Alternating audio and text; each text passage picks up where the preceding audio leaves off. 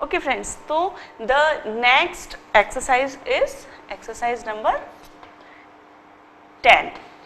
तो 10th number की exercise है वो है what is the site of gaseous exchange in an insect।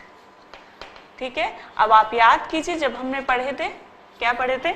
जब हमने पढ़े थे organism for the respiration in the different organism, इसमें हमने पढ़ा था कि ऑर्थोप्रोड जो रहते हैं उसमें जो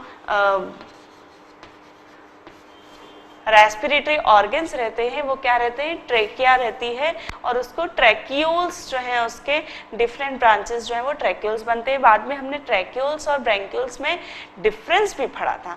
ठीक है, तो the site of gaseous exchange answer में लिखेंगे एक्सचेंज इज ट्रैकिया। ट्रैकिया होती है और इसमें ट्रैकियल रेस्पिरेशन होता है।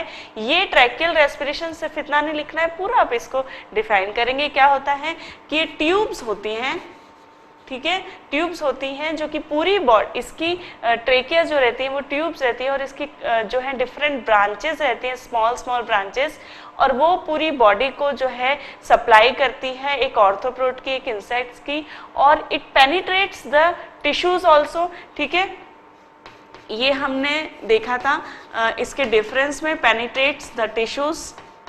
ठीक है, सारे टिश्यूज को पेनिट्रेट करती है और सप्लाइज द होल बॉडी, पूरी सप्लाई करती है बॉडी को, सप्लाइज द होल बॉडी। जैसे कि मैमल्स में होता है कि सिर्फ लंग ही रेस्पिरेटरी ऑर्गन है, ऐसा नहीं होता। इसमें जो होता है, जो ट्रैकिया रहते हैं, ये इसकी ब्रांचेस जो कि ट्रैक्यूल्स कहा जाता है, ब्रांचेस को क्या कहते हैं हम? ट्रैक्यूल्स कहते हैं। और ये जो ट्रैक्यूल्स होते हैं ये होल बॉडी को जो है पेनिट्रेट करते हैं, सारे टिश्यूज को पेनिट्रेट करते हैं और पूरी बॉडी को सप्लाई करते हैं। इसकी जो वॉल होती है वो it is made up of cuticle, cuticle की बनी हुई होती है, और समटाइम ये फ्लूइड से भी फिल्ड होती है, समटाइम्स फिल्ड विद फ्लूइड।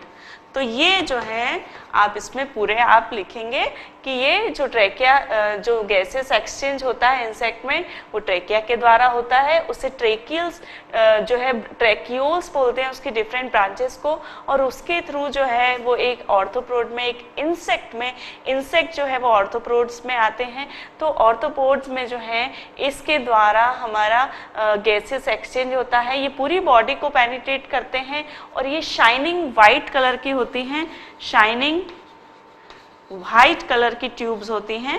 ठीक है, और ये पूरी बॉडी को सप्लाई करती हैं। इसकी वॉल क्यूटिकल्स की बनी होती हैं और sometimes they are filled with the fluid. अब इसके साथ यदि ट्रैक्यूल्स के साथ, ट्रैक्यूल्स का डिफरेंस यदि ब्रैक्यूल्स के साथ आए तो भी ये पॉइंट्स याद रखिए, तो ये आपको वहां पे भी काम आएंगे। ठीक, तो this is the answer for the exercise number 10। Okay, now exercise number 11। Exercise number 11 क्या है? Define the oxygen dissociation curve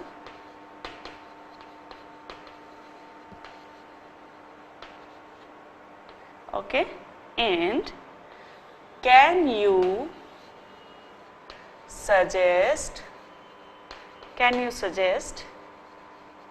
any reason for its sigmoidal pattern? Okay, ठीक है, तो this is the exercise number 11 जिसमें हमें बोल रहे हैं कि जो ऑक्सीजन डिसोसिएशन कर्व है उन्हें वो हमें डिफाइन करना है, और साथ ही हमें बताना है कि क्यों इसका जो पैटर्न है वो सिग्मोइडल पैटर्न होता है, क्या कारण है उसके सिग्मोइडल पैटर्न का। तो आंसर में जो है, इसके आंसर में आप क्या लिखेंगे? इसके आंसर में सबसे पहले आप हेडिंग डालेंगे ऑक्सीजन डिसोसिएशन कर्व क्या होता है। ठीक है, तो ऑक्सीजन डिसोसिएशन कर्व लिखने के बाद उसको डिफाइन करेंगे, what is oxygen dissociation curve. तो आपको याद होगा कि जब हमने ऑक्सीजन का जो है एक्सचेंज पढ़ा था कि कैसे ऑक्सीजन एक्सचेंज होता है, एक्सचेंज ऑफ ऑक्सीजन, तब हमने पढ़ा था कि रिलीज ऑफ ऑक्सीजन जो है वो कैसे होता है। तब उसमें हमें जो है ऑक्सीजन का डिसोसिएशन कर्व पढ़ा था। ऑक्सीजन का डिसोसिएशन कर्व क्या है? It is the relationship between the partial pressure of oxygen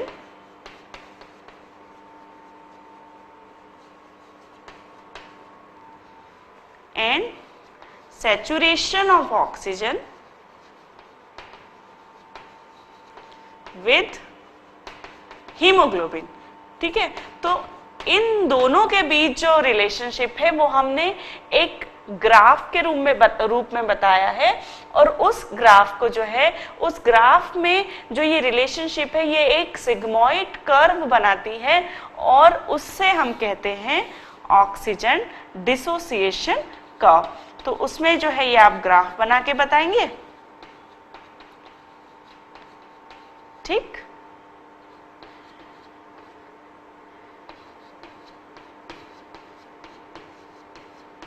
okay, ये आप ग्राफ बताएंगे। यहां पे आप लिख रहे हैं क्या? PO2, और यहां पे जो आप लिख रहे हैं वो क्या लिख रहे हैं? परसेंटेज ऑफ सैचुरेशन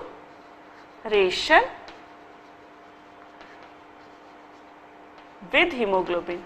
ठीक है, हीमोग्लोबिन के साथ कितना परसेंट सैचुरेट हो रहा है ऑक्सीजन का, ये उसका परसेंटेज है। ठीक है, this is saturation of hemoglobin। ये जो है आप यहाँ saturation of hemoglobin बता रहे हैं, और इसका जो कर्व है वो, इसका जो कर्व है वो हमें कितना मिलता है? वो ऐसा सिग्मोइडल पैटर्न जो है उसका मिलता है। अब ये सिग्मोइडल पैटर्न जो है वो क्यों मिलता है? इसके दो रीजन हैं। ठीक है, तो सबसे पहले आपने बता दिया कि क्या होता है हमारा जो ऑक्सीजन डिसोसिएशन कर्व है वो आप बताएंगे कि ऑक्सीजन डिसोसिएशन कर्व ये रिलेशनशिप है, और it forms the sigmoidal curve, और there is a reason for sigmoidal pattern. There is two reason for its sigmoidal pattern. अब इसके दो रीजन क्या है सिग्मोइडल के पैटर्न के? पहला तो उन्होंने ये कहा है कि there is a minimal loss of oxygen. ठीक है, क्या हो रहा है? Above the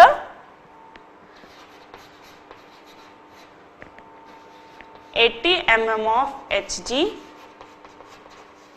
PO2। ठीक, क्या कह रहा है ये पहला पॉइंट कि जब ऑक्सीजन का partial pressure 80 mm of Hg होता है तो वहां पे जो सैचुरेशन होता है हीमोग्लोबिन का, आप यहां भी देख रहे हैं। ठीक है, अराउंड 97% सैचुरेशन होता है। ठीक है, 80 mm of Hg पे around 97% saturation, almost equal to 100। मतलब कि 80 mm of Hg यदि ऑक्सीजन का पार्शियल प्रेशर है तो उसके बाद जो ऑक्सीजन का लॉस है, मतलब कि उसके बाद ऑक्सीजन बिल्कुल ऑलमोस्ट 100% जो है सैचुरेटेड होता है हीमोग्लोबिन के साथ में, और जो है उस लेवल पे कोई जो डिसोसिएशन है वो नहीं होता। ठीक है, ये जो बताया कि ये फ्लैट पैटर्न है, जो फ्लैट पार्ट है उसके लिए ये कारण है कि there is a significant change in the sigmoidal pattern, in the sigmoidal curve। ठीक है, significant change in the curve below 40 mm of Hg of PO2। क्या बोल रहे हैं कि भाई पहला तो सिग्मोइडल पैटर्न का कारण पूछा है। सिग्मोइडल पैटर्न में क्या होता है कि अपर जो है वो फ्लैट है और उसके बाद इस तरीके से वो कर्व ऑब्लिक हो रहा है। तो इसका कारण उन्होंने बताया कि जब हमारा 40 mm Hg जो है पार्शियल प्रेशर हो जाता है तो उसके बाद सिग्निफिकेंट चेंज होता है कर्व में। ये शो करता है कि यदि ऑक्सीजन का partial pressure 40 mm of Hg है और यदि उससे कम हुआ, डिक्लाइन और हुआ यदि PO2 में, तो there will be the fast dissociation of oxygen, there is a fast release of oxygen. तो ये ऑक्सीजन डिसोसिएशन कर्व ये बता रहा है कि एसोसिएशन के लिए, हीमोग्लोबिन के एसोसिएशन के लिए जो है 80 mm ऑफ Hg यदि PO2 है तो that is well and good. उस प्रेशर पे ऑलमोस्ट 100% हीमोग्लोबिन एसोसिएट हो जाता है और यदि 40 mm ऑफ Hg से नीचे ऑक्सीजन लेवल है तो फिर जो डिसोसिएशन है, जो रिलीज है ऑक्सीजन का, वो फास्ट हो जाता है। तो these are the two reason for the sigmoidal pattern of curve. जो डिसोसिएशन कर्व है उसके लिए जो है उसका ये कारण है सिग्मोइडल पैटर्न का। तो उसमें ये ग्राफ बनाएंगे, डिसोसिएशन कर्व को डिफाइन करेंगे, उसके बारे में पूरा इंट्रोडक्शन देके ये रीजंस जो हैं ये आप उसके सिग्मोइडल पैटर्न के रीजन बताएंगे कि फ्लैट पार्ट का तो ये रीजन है कि 80 mm ऑफ Hg के बाद जो है ऑक्सीजन 100% सैचुरेटेड होती है और ऑलमोस्ट 100%, दैट इज 97%, और उसके बाद सिग्निफिकेंट चेंज होता है आफ्टर 40 mm ऑफ Hg। ठीक है, आप यहाँ देख सकते हैं कि 40 mm ऑफ Hg के बाद एकदम फास्ट जो है वो चेंज आ रहा है हमारे कर्व में। तो ये जो है ये रीजन है हमारा कर्व में चेंज होने का कि 40 mm ऑफ Hg के बाद फास्ट रिलीज होती है ऑक्सीजन और हीमोग्लोबिन से नहीं जुड़ती है। ठीक, ओके। तो this is the exercise number 11।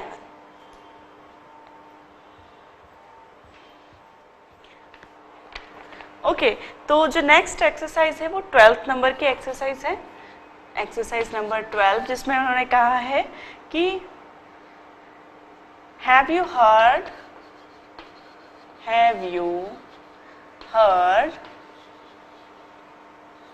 About hypoxia?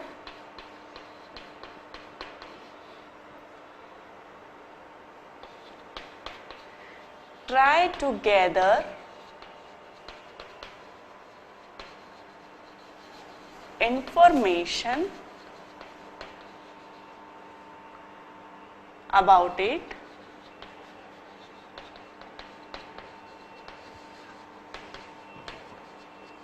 discuss with your friends। Okay, तो एक्चुअली ये जो एक्सरसाइज है ये हमारी प्रैक्टिकल एक्सरसाइज है काइंड ऑफ, जिसमें कि आपसे पूछा गया है कि क्या आप हाइपोक्सिया के बारे में आपने कभी सुना है और इसके बारे में आप इंफॉर्मेशन कलेक्ट कीजिए। तो हाइपोक्सिया जो है, मैंने जब आपको सेशन में आपको बताया था हाइपोक्सिया के बारे में, तो हाइपोक्सिया के बारे में मैंने आपको बताया था हाइपोक्सिया मतलब क्या होता है। हाइपोक्सिया मतलब होता है deficiency of oxygen in the tissue।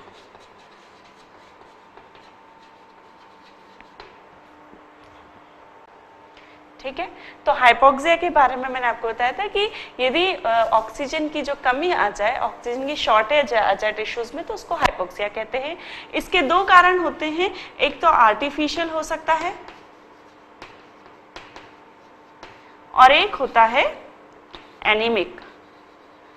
ठीक है, आर्टिफिशियल जो होता है वो होता है यदि भाई आप जहां से ऑक्सीजन ले रहे हैं, मतलब कि एटमॉस्फेयर, यदि वहीं पे ऑक्सीजन कम हो तो जब हम हाई एल्टीट्यूड पे रहते हैं तो क्या होता है, PO2 कम होने के कारण जो है वो हाइपोक्सिया कॉज करता है। ठीक है, और इसके कारण हम माउंटेन सिकनेस फील करते हैं, जिसमें कि क्या होता है, ब्रेथ ब्रेथलेसनेस और डिजीनेस, हेडेक, ये हमें हाई एल्टीट्यूड पे लगता है। ठीक है, तो you can discuss with your friend, यदि किसी को, जब आप घूमने गए हैं, ठीक है, ऑफ कोर्स एजुकेशनल ट्रिप पे आप स्कूल्स के साथ जाते हैं, ठीक है, फ्रेंड्स के साथ या स्कूल में ट्रिप पे जाते हैं, तो क्या होता है यदि आप कहीं हिली एरिया पे आप यदि फ्रेंड्स के साथ जा रहे हैं और if you are feeling this, then you can discuss there कि why we are feeling this dizziness या headache, हम क्यों फील कर रहे हैं, क्योंकि ये आर्टिफिशियल हाइपोक्सिया है और ये आर्टिफिशियल हाइपोक्सिया इस कारण होता है क्योंकि हाई एल्टीट्यूड पे जो ऑक्सीजन का पार्शियल प्रेशर है वो कम हो जाता है और इसके कारण हमें डिजीनेस फील होती है, क्योंकि हम यदि कम ऑक्सीजन लेंगे तो हमारे टिश्यूज को भी कम ऑक्सीजन मिलेगी और सबसे पहला जो अफेक्ट होता है हमारा सिस्टम वो होता है ब्रेन, और ब्रेन यदि में ऑक्सीजन की कमी हो रही है तो हमें डिजीनेस लगती है, फैंट भी हो सकता है कोई व्यक्ति, तो that is known as artificial hypoxia. ठीक है, अनीमिक, अनीमिक जो है कई बार आपने सुना होगा कि भाई इसे अनीमिया है, इसे खून की कमी है, ठीक है, तो उस खून की कमी को अनीमिक, अनीमिया भी बोलते हैं। और जो है अनीमिक हाइपोक्सिया क्या होता है, जिसमें कि there is a decreased haemoglobin into the body. अब हीमोग्लोबिन कम यदि हुआ तो टिश्यू तक हीमोग्लोबिन यदि नहीं है तो ऑक्सीजन किसके साथ जो है टिश्यू में पहुंचेगा, इसलिए जब हीमोग्लोबिन की कमी होती है तो पहली तो जो होती है वो होती है due to the decreased haemoglobin into the body, ठीक है, और दूसरी जो हो सकती है वो हो सकती है decreased available haemoglobin to transport oxygen. ठीक है, और ये जो होती है वो in case of carbon monoxide poisoning, मैंने आपको बताया था कि जब कार्बन मोनोऑक्साइड पॉइजनिंग होती है तो वो कार्बोक्सी हीमोग्लोबिन बना लेता है हीमोग्लोबिन के साथ, और वो जो है वो एकदम जो होता है वो स्टेबल कंपाउंड है और वो ब्रेक नहीं होता, और इसलिए हमारा अवेलेबल हीमोग्लोबिन जो है वो बॉडी में कम हो जाता है और उसके कारण ऑक्सीजन टिश्यूज तक ट्रांसपोर्ट नहीं हो पाती और वो भी जो है वो अनीमिक हाइपोक्सिया में ही आता है। ठीक है, तो इस प्रकार ये दोनों हाइपोक्सिया की कंडीशंस हैं और you can discuss it with your friends when you are talking about hilly area पे। यदि आप घूमने जाते हैं वहां पे जो यदि प्रॉब्लम किसी को होती है तो then you can discuss about what is the reason behind this dizziness और फेंटनेस। तो this is the actually practical exercise which you should discuss. Okay, okay, the next exercise जो है वो है exercise number 1, जिसमें हमें बोल रहे हैं कि distinguish between, first है what, inspiratory reserve volume और एक्सपायरेटरी रिजर्व वॉल्यूम, उसके बाद है इंस्पायरेटरी कैपेसिटी और एक्सपायरेटरी कैपेसिटी, ओके, उसके बाद है वाइटल कैपेसिटी और total lung capacity, total lung capacity. ठीक, सो ये जो है इसके बीच में हमें डिफरेंस करना है, इसे डिस्टिंग्विश करना है। तो इंस्पायरेटरी रिजर्व वॉल्यूम और एक्सपायरेटरी रिजर्व वॉल्यूम क्या था, ये हमने पढ़ा था कि इंस्पायरेटरी रिजर्व वॉल्यूम जो है ये वो वॉल्यूम है which we can maximum air of volume, maximum volume of air, sorry maximum volume of air, it is okay fine. Okay, inspiratory reserve volume is maximum volume of air which we can inspire beyond normal inspiration, beyond normal inspiration। ठीक है, मतलब कि normal inspiration के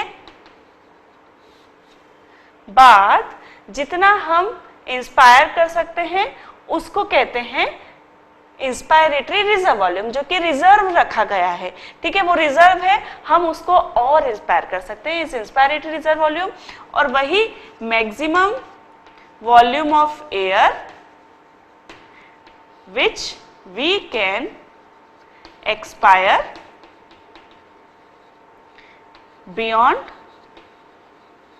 normal expiration, ठीक है, normal expiration करने के बाद जितना वॉल्यूम ऑफ एयर हम और एक्सपायर कर सकते हैं उसको कहते हैं एक्सपायरेटरी रिजर्व वॉल्यूम।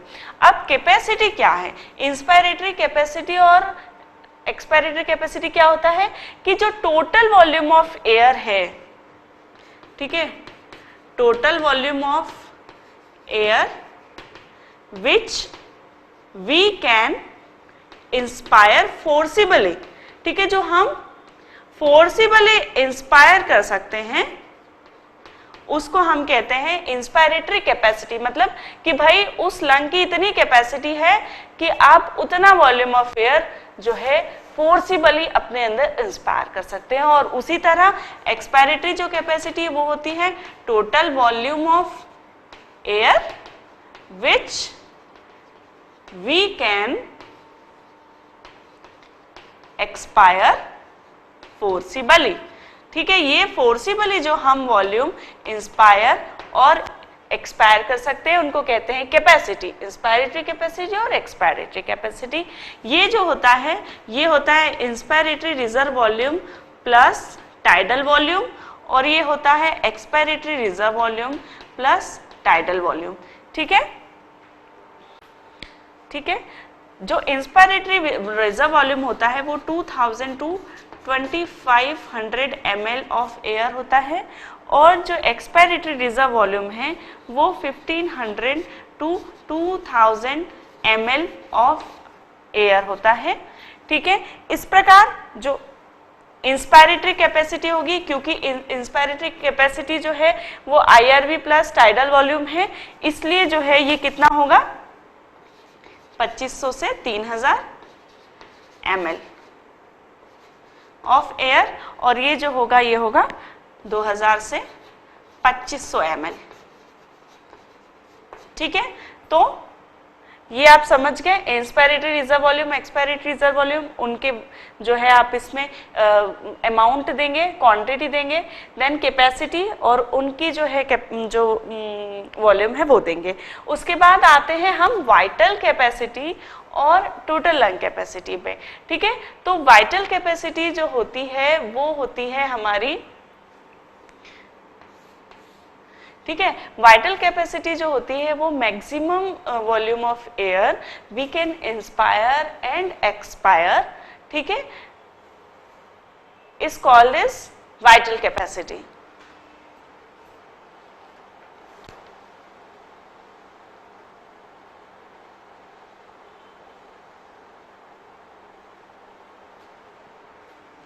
ओके, तो जो टोटल वॉल्यूम ऑफ एयर है, मतलब कि inspiratory capacity plus expiratory capacity को भी हम वाइटल कैपेसिटी कहते हैं, साथ ही जो है okay maximum volume of air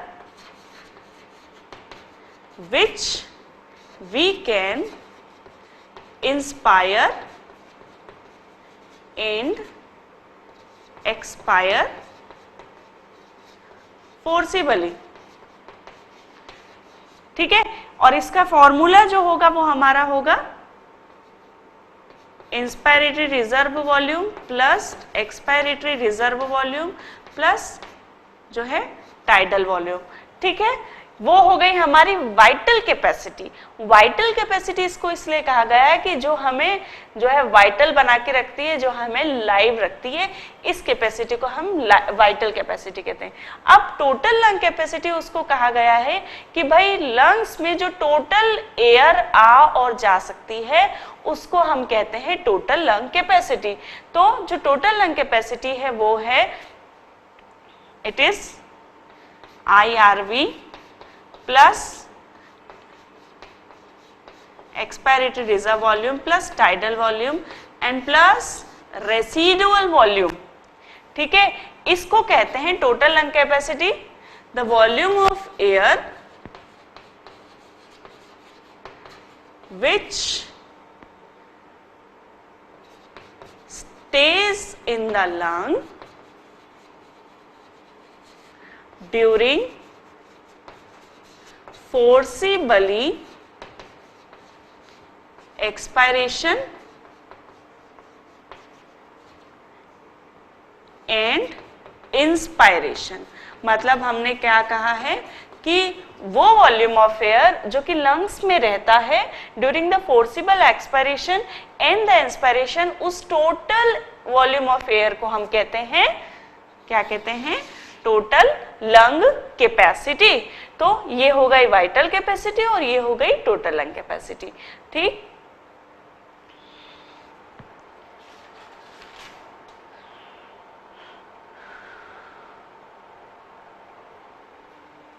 okay ये जो वाइटल कैपेसिटी इसका वॉल्यूम होता है 3.5 टू 4.5 लीटर्स ऑफ एयर, और ये जो होती है ये होती है 5 टू 6 लीटर ऑफ एयर। तो इस प्रकार जो है हमने डिफरेंट जो है उसके वॉल्यूम के जो अमाउंट देखा, क्वांटिटी देखी और उसके फॉर्मूलाज देखे, उसके फॉर्मूलाज के साथ उसकी जो है डेफिनेशन देखी कि क्या होता है। ओके ओके इसको इस तरह भी डिनोट कर सकते हैं, vital capacity plus residual volume is known as total lung capacity. इस तरह भी इसे डिनोट कर सकते हैं, क्योंकि इतना तो ऑलरेडी जो है हमारी वाइटल कैपेसिटी है, इसलिए vital capacity plus residual volume is known as the total lung capacity. Okay, तो this is the exercise number 13 we have done. Okay now जो नेक्स्ट एक्सरसाइज है वो थोड़ा सा मैथ्स पार्ट है। इसमें क्या है? What is the tidal volume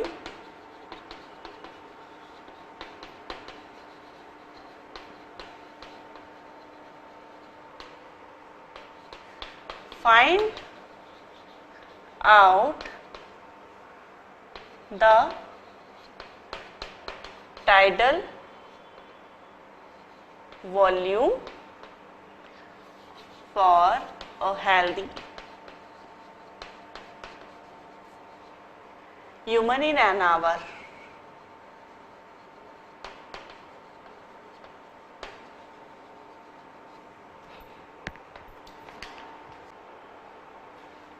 okay तो सबसे पहले यहाँ पे आंसर में आप लिखेंगे कि टाइडल वॉल्यूम कहाँ है, क्या है। ठीक है, टाइडल वॉल्यूम जो है वो क्या है? Tidal volume is what? Tidal volume जो है वो वॉल्यूम ऑफ एयर है विच वन कैन इंस्पायर और एक्सपायर इन अ ब्रेथ। ठीक है, इन अ नॉर्मल ब्रीदिंग वो जो है वॉल्यूम ऑफ एयर वो टाइडल वॉल्यूम कहलाता है। तो इसकी सबसे पहले आप डेफिनेशन लिखेंगे, डेफिनेशन ऑफ टाइडल वॉल्यूम की नॉर्मल ब्रीदिंग में जितना वॉल्यूम ऑफ एयर एक ह्यूमन इन करता है, इंस्पायर करता है और एक्सपायर करता है is known as the tidal volume. अब ये जो इक्वेशन इन्होंने लिखी है उसके लिए तो सपोज जो रेट ऑफ ब्रीदिंग है, नॉर्मल रेट ब्रीदिंग जो होती है, रेट ऑफ ब्रीदिंग वो होती है 14 टू 16, 14 टू 18 और सपोज हम मान लें एवरेज 16 है। ठीक है, तो एक ब्रेथ में जो टाइडल वॉल्यूम होता है वो होता है 500 ml एक ब्रेथ में। तो एक मिनट में जो है वो कितना होगा? वो होगा 500 इंटू 16। क्यों? क्योंकि 16 ब्रेथ हो रही है हमारी, एक मिनट में 16 बार हम जो है सांस छोड़ते और लेते हैं, मतलब 16 हमारी ब्रीदिंग रेट है। तो एक मिनट में जो होगा हमारा वो होगा कितना होगा? ओके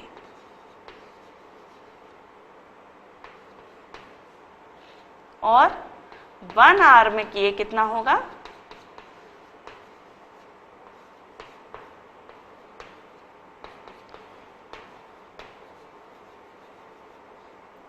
That means ठीक है, समझ में आया आपको? एक ब्रेथ में यदि टाइडल वॉल्यूम 500 ml है तो एक मिनट में टाइडल वॉल्यूम होगा 500 इंटू 16 इसलिए लिया क्योंकि हमारी एवरेज ब्रेथ रेट 16 है। तो यदि एक मिनट में हम 16 बार जो है ब्रीदिंग करते हैं तो 16 में हम 500 का मल्टीप्लिकेशन करेंगे तो 8000 लीटर निकलता है, मतलब कि एक मिनट में हम 8000 litre of volume of air जो है वो ब्रेथ इन और ब्रेथ आउट करते हैं। और एक घंटे में जो है हम कितना 48 जो है 4,80,000 ml ऑफ एयर जो है वो हम इंस्पायर करते हैं और एक्सपायर करते हैं, या 480 किलोग्राम या 480 किलोग्राम्स ऑफ एयर जो है हमारा टाइडल वॉल्यूम रहेगा। Tidal volume for 1 hour, tidal volume for 1 hour, ठीक है, ये रहेगा कितना 480 किलोग्राम ऑफ एयर। तो this is the exercise number 14 and thus we have completed the exercise of NCERT book. और इस प्रकार ब्रीदिंग एंड एक्सचेंज चैप्टर भी फिनिश हो गया है और उसकी हमने एक्सरसाइज भी फिनिश कर ली है।